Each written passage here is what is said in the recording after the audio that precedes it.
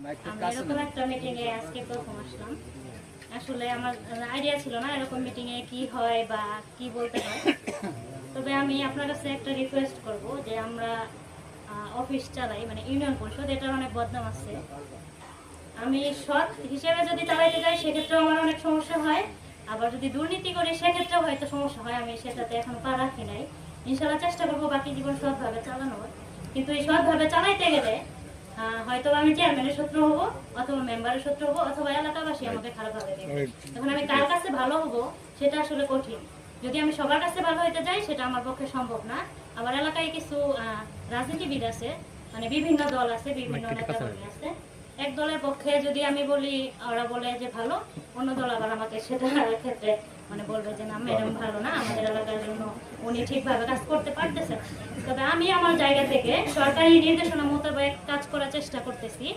সেক্ষেত্রে হয়তো বা 70% মানুষ আমাকে ভালো বলবে, কিন্তু বাকিরা খারাপ বলবে। এই ক্ষেত্রে আমরা অনেক মানে প্রতিকূল অবস্থার সম্মুখীন হইতে পারি। আপনার কানেও হয়তো অনেক সময় আসবে।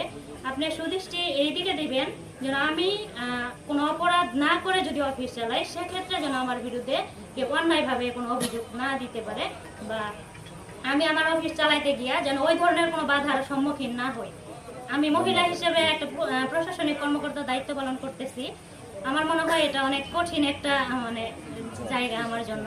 আমি যদি অফিসে সকালে যাই, মানে আমার লাইফে আমি যখন জব হয় 2024 সালে এপ্রিলে জয়েন করি, আমি সকাল 9টায় অফিসে গিয়া বসে থাকি, কেউ নাই।